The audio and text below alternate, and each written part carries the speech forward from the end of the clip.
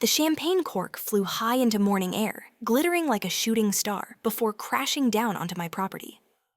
A crowd of strangers sporting expensive sunglasses applauded and toasted under a gigantic grand opening banner draped over a building that shouldn't have been there. Standing where my horses used to graze was a giant luxury resort. Pools, tennis courts, valet parking, and Karen the HOA president, laughing like it was hers. You're probably thinking of how I got here, how a cabal of power-crazed suburbanites turned my tranquil property into a billionaire's playground, and why, instead of fighting them off, I let them finish the job and sold the whole mess right out from under their noses for billions. If you asked me at the time what I loved most about my life, I would have told you the land. No hesitation, no second thoughts, just the land. My family's stretch of earth out here at the edge of Pine Hollow County was more than soil and trees and water. It was a living thing. My grandfather had bought the original parcel back when the town was nothing more than a dusty road. In a bait shop over the years, through floods and droughts. Bad and good harvests. It all stayed ours. We had rolling green pastures, a stand of cottonwoods along the west boundary fence, and a sluggish little creek which wound through the middle like a silver ribbon, sewing the whole world together when Granddad passed on the land, leapfrogged over a generation or so, and settled into my keep through a pile of paperwork submissions. He had in order, so carefully trusting me to pick up where he had left off. I did not just exist here. I belonged here. And for a short time, it seemed the world had left us out here in the best way possible. The days were slow, honest, and predictable until they weren't. The first letter arrived on a Wednesday, buried between a seed catalog and a farm equipment brochure. It bore a gold seal I had not seen printed on fancy rich paper, smelling like a perfume counter in a department store notice of community effort. It proclaimed at the top harmless enough words to themselves. But the instant I started to read, the hair on the back of my neck, rose up. The newly established Willow Bend Homeowners Association was stretching its boundaries. It asserted to maintain better community standards and enhance the lifestyle of the residents for all property owners in the surrounding areas which amounted to meaning me. I chucked the letter on the kitchen counter and tried to do a deed of forgetting about it. People around here didn't take too kindly to strangers telling them what color to paint their barns or how often to mow their fields. Certainly it must have been an error, a wrong address, a courtesy. It was not a blunder. 2 weeks later, I found a plastic sign lodged in the gravel driveway leading to my home, flapping loosely in the breeze. Future view of Willowbend Beautification Project, Phase 1. No note, no ask permission, just a bright blue logo and a website link that led to nowhere.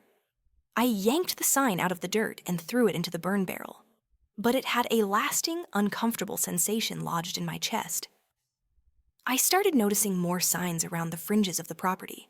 Little clusters of workers and reflective investigators probing the earth with measuring sticks and taking photos of nothing.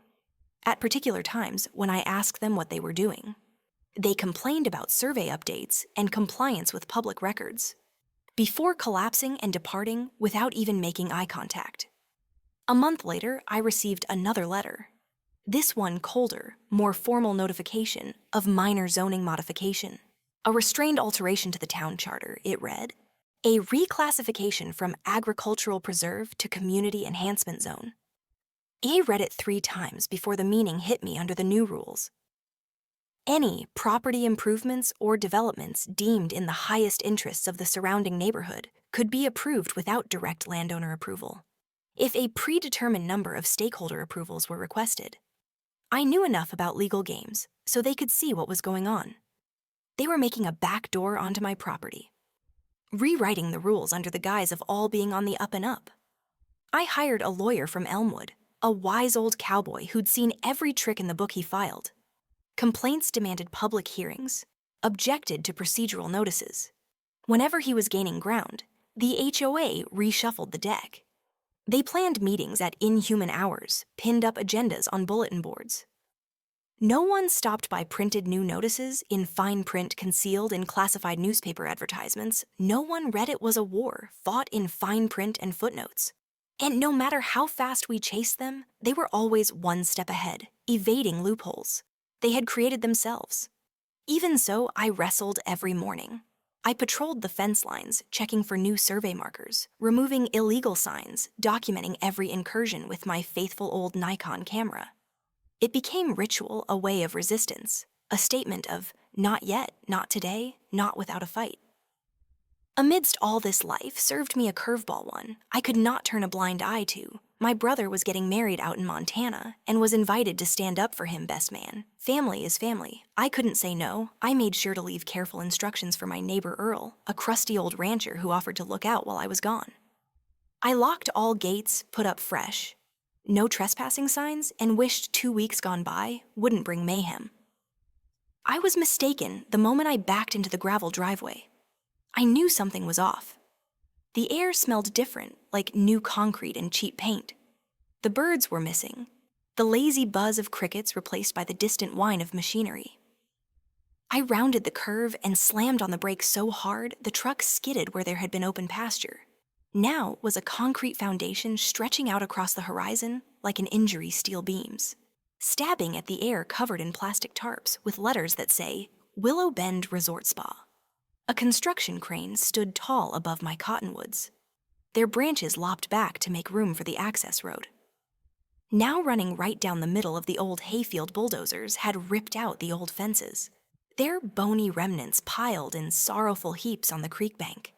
The creek itself had been choked and diverted, shoved into a barren concrete pipe that looked more like a drainage ditch than a living creature. A young man in a hard hat approached my truck clipboard, and hand smile too wide to be real. "Morning, sir," he chirped, not even noticing that my fists were white and clenched around the steering wheel. Homeowners will learn about community benefits in their own due time. I didn't say a word. I just glared at him, at the absurd bright orange vest yanked over his rail-thin chest, at the stupid laminated badge hanging from his neck, saying development liaison. Finally, I rammed the truck into reverse, backing away slowly, not having the courage to speak, without punching my fist through his clipboard. In the house, I found stack of mail stuffed through the slot, all bearing the same cheerful gold seal notice of improvement, start updated community development map, invitation to grand opening ceremony. None of them offering me a choice, none of them asking permission. Earl showed up that evening, hat in hand, more shaken than I had ever seen him. He told me they came with bulldozers and trucks. 3 days after I left, armed with court papers stamped and signed, claimed it was all legal, that the town council had given their approval under the new zoning laws. When Earl tried to step in, they threatened him with trespassing accusations.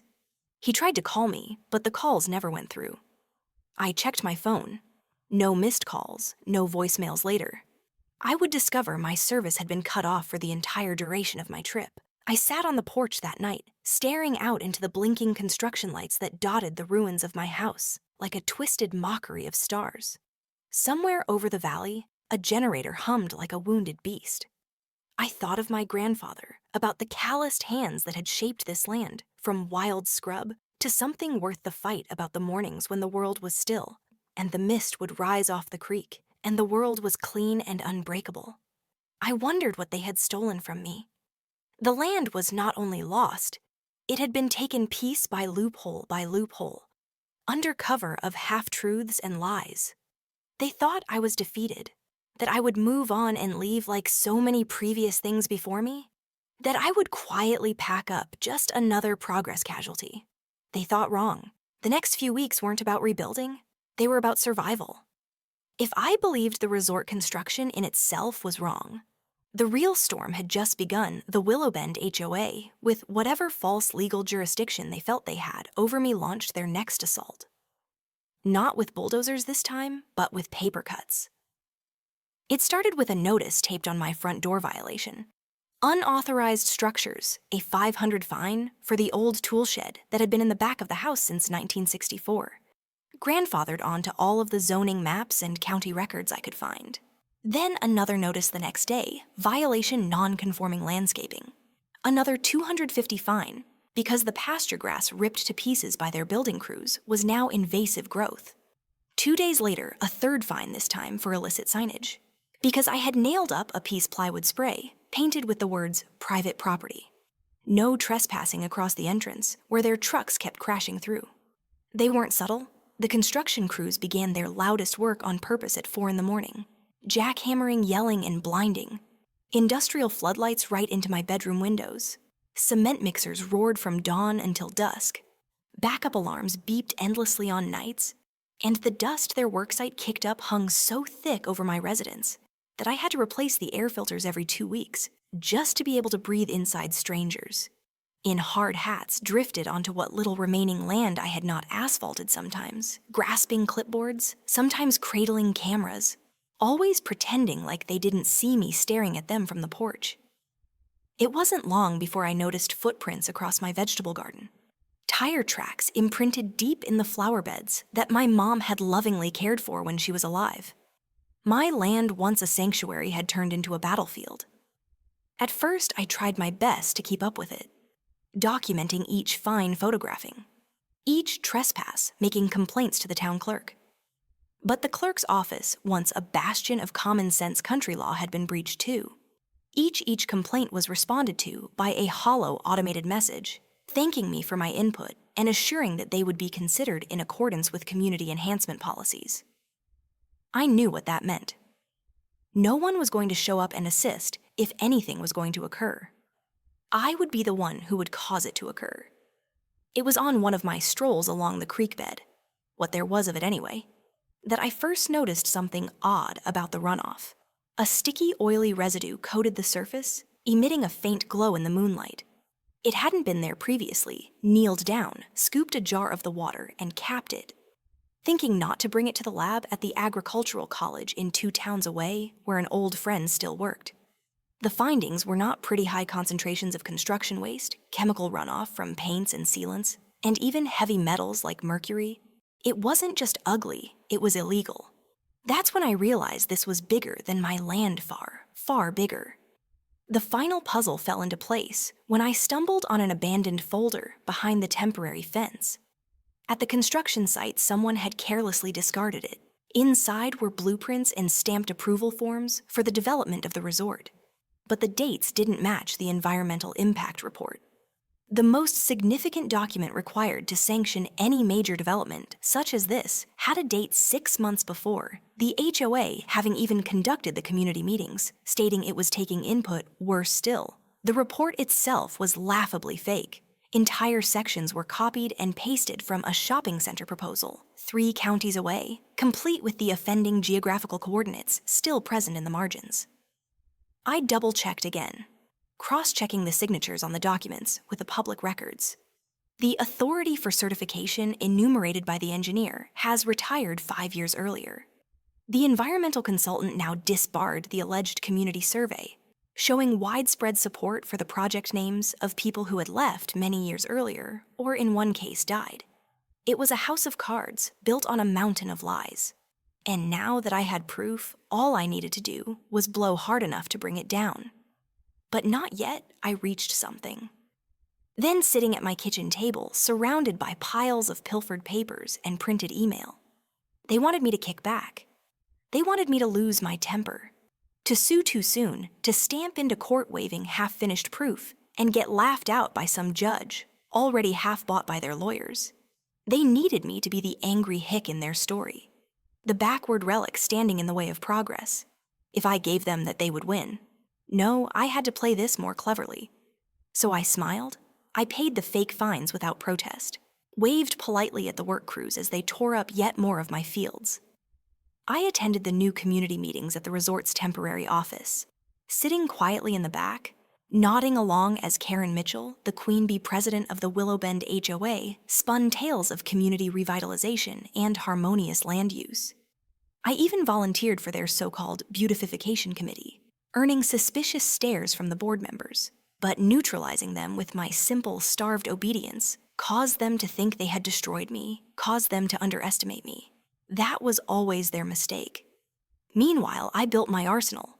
I put in hidden cameras, aimed at each inch of my property still mine, recording every invasion, every illegal dumping of construction materials into the creek, every unauthorized vehicle crossing onto my property.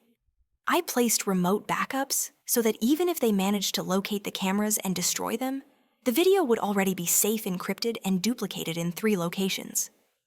I dug through public land records, bringing every suspicious transaction the HOA board had made in the past 5 years. I uncovered kickbacks disguised as landscaping contracts, sweetheart deals on public maintenance bids, and suspect donations to town council members who had somehow voted in support of rezoning my property.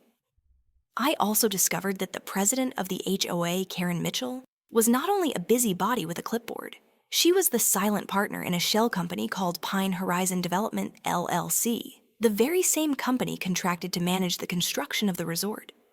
2 other board members, Doug Fisher and Rachel Hensley, were listed as consultants. The HOA wasn't some independent civic group trying to protect property value. It was a facade, a weaponized mob meant to harass the veteran landowners to push them out and pave the way, literally, for these leeches to make millions on stolen earth. Each new discovery outraged me more, but I didn't let on. I smiled wider, I nodded wider.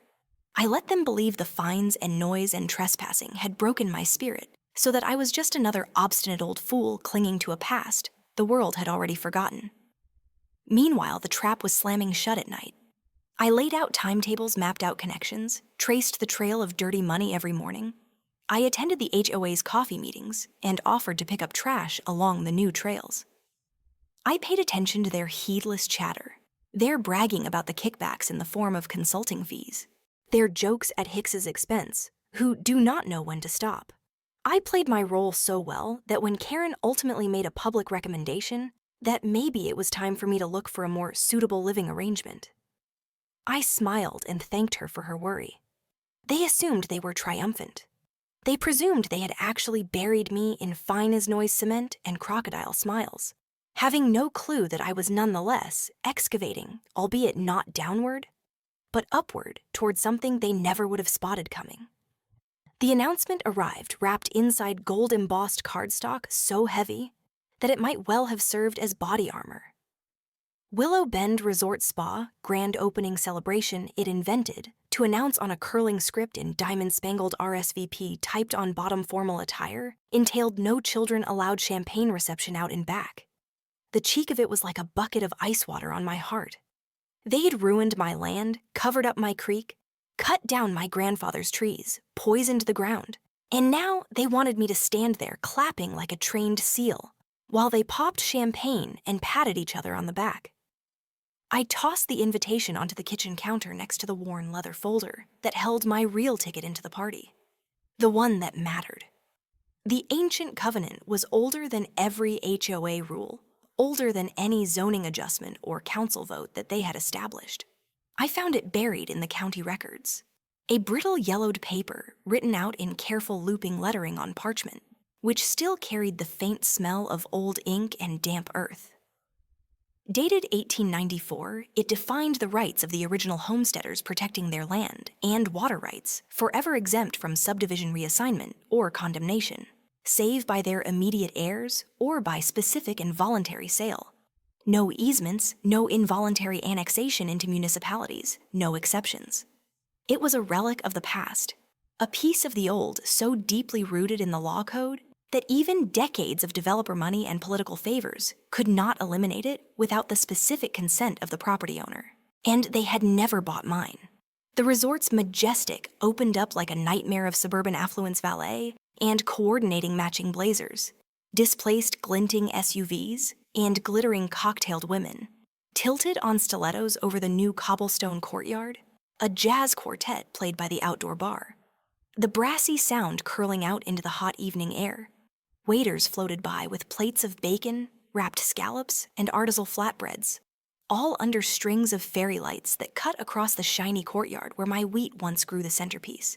The clubhouse a sprawling monstrosity of imitation stone and shiny wood beams, its entrance capped by a gleaming metal sign, Willow Bend Resort Spa, a new standard in community excellence. I lingered at the entrance for a long time, breathing in the scent of expensive perfume and fresh asphalt paving, permitting the weight of what I was about to do rest on my shoulders. Then I brushed my jacket, nothing fussy, just a crisp denim jacket over a black button-down shirt and dark jeans, and walked through the archway, the ancient covenant safely under my arm. The security guards didn't even notice me. Why would they? I was nobody to them. Just another face in the crowd. I moved, drifting quickly past the throngs of celebrants until I stood at the midst of the celebration. A raised area ringed with oversized banners bearing artists' drawings of the future wellness expansion, private residences, and executive golf course. At the microphone, Karen Mitchell, all aglow in an evening gown that shone under the lights. Her hair wound into a tidily sculpted helmet of blonde ambition.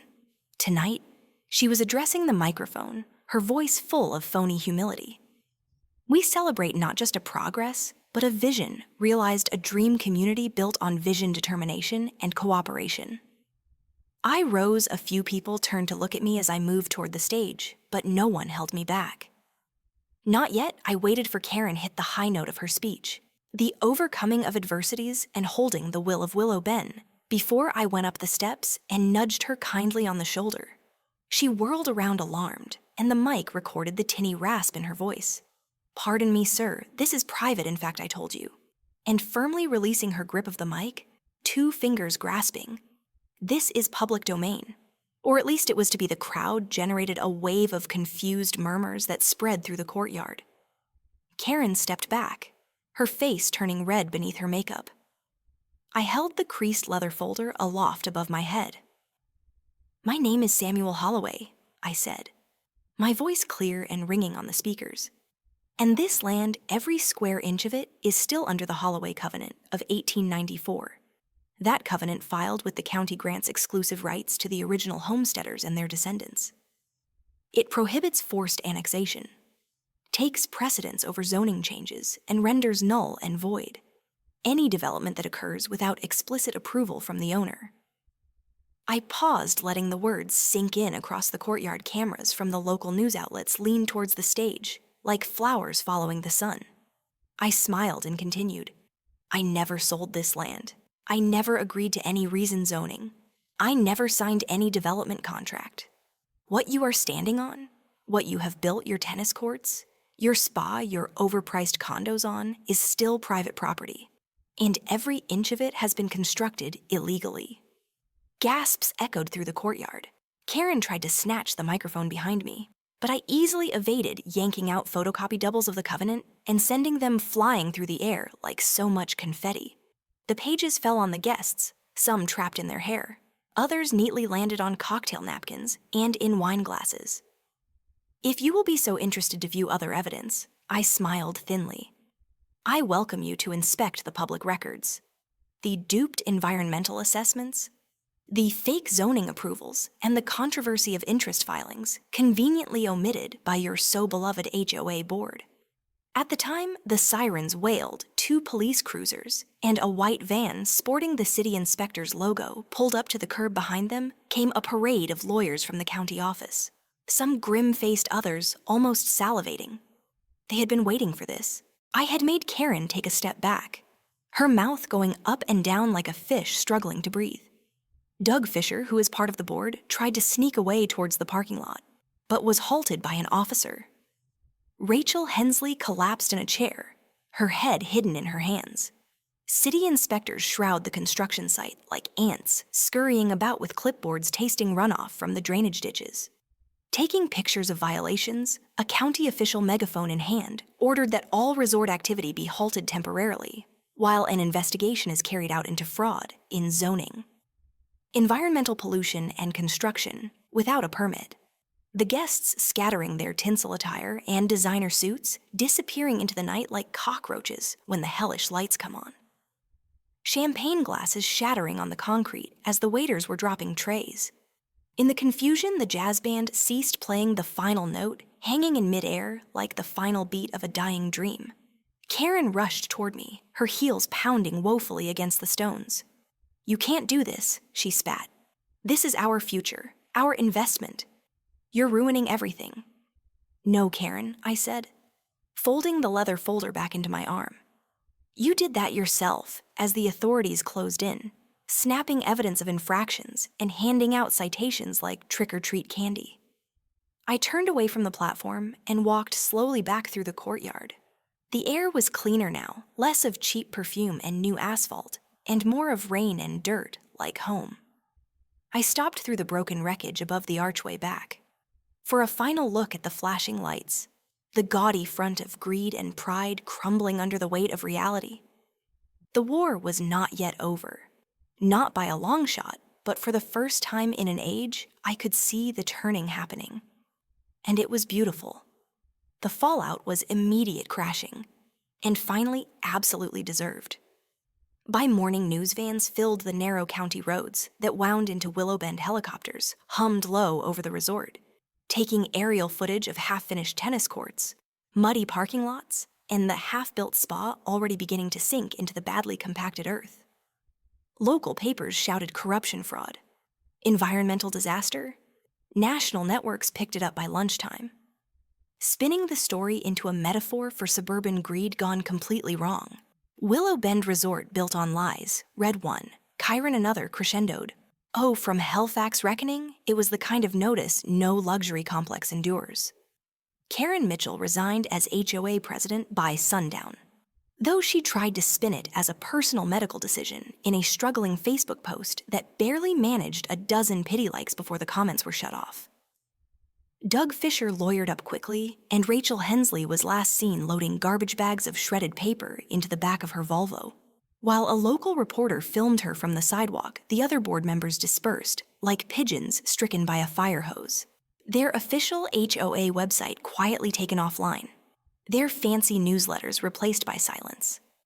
Meanwhile, my phone rang incessantly. Developers, lawyers, PR companies, even a couple of community liaison who wanted to begin a dialogue about equally beneficial outcomes. They all said the same thing: after you take away the legal convenience, they were desperate. The construction was suspended indefinitely. The permits were rescinded.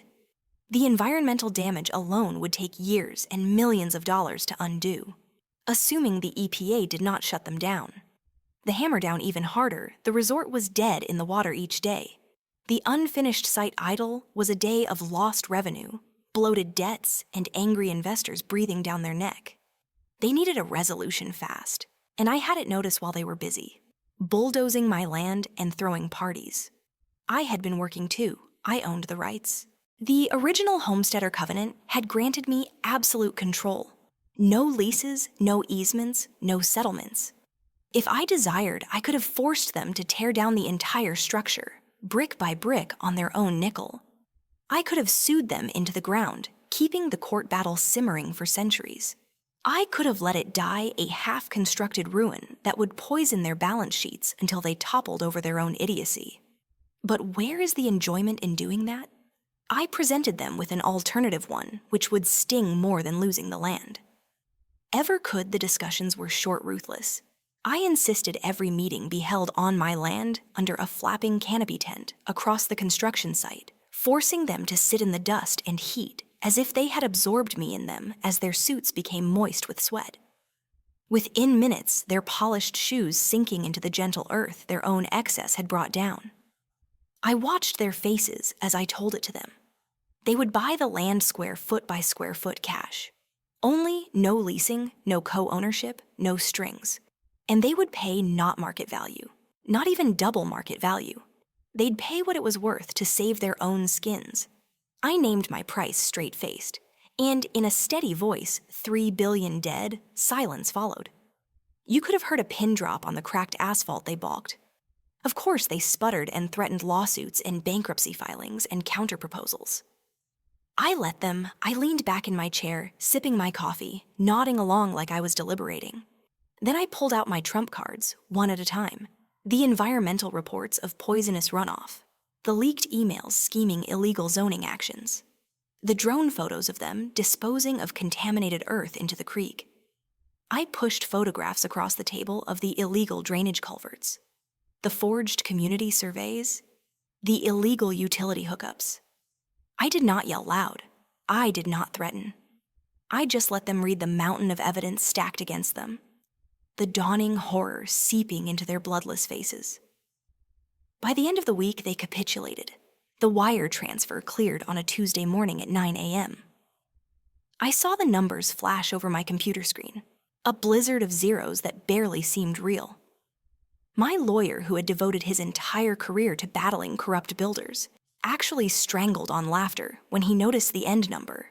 "You didn't win," he explained. Shaking his head, "You beat them." The resort was sold a month later at a considerable loss to an overseas holding corporation that planned on destroying the whole shebang and turn the property into a nature preserve. The bank took back the other properties from the developer lawsuits. Proliferated like rain-starved shrooms. Careers were ruined, reputations were left in ashes. Karen Mitchell's McMansion went onto the auction block. 2 towns away, a sad little ad hidden amongst foreclosure notices. Doug Pfizer disappeared to Florida, last heard of selling timeshares. Rachel Hensley tried to reinvent herself as a community consultant. But a 3-second Google search derailed every client meeting before she could even propose her services as for the Willow Bend HOA. It finally collapsed 6 months later due to impossible financial and administrative obstacles. No goodbye note, no apology, just silence and weeds, growing over their beloved manicured entrances. And me, I stayed. I rebuilt my grandfather's house, not with newfangled concrete or artificial perspective, but with real wood and stone the way it was meant to be. I let the creek reclaim its old path, winding slowly through fields, again full of wildflowers instead of rebar and garbage. I planted cottonwoods along the bank, their roots digging deep into the earth, stabilizing the land that no HOA, no developer, no power-hungry suburban warlord would ever be able to touch again. I constructed a porch on the eastern side of the house, the ideal place to sit and see the sunrise paint gold across the valley. And every morning I brewed a cup of coffee tied on my boots and emerged into a world that was at last honestly mine. Once again, a new sign stood on the old road, where their flashy entrance once was nothing flashy, just plain old wood hand painted in big black letters sold future view of karma. I sipped my coffee and observed the steam curl up into the chilly morning air and smiled. Some debts take a long time to pay, but when they do, they are sweeter than anything money can buy.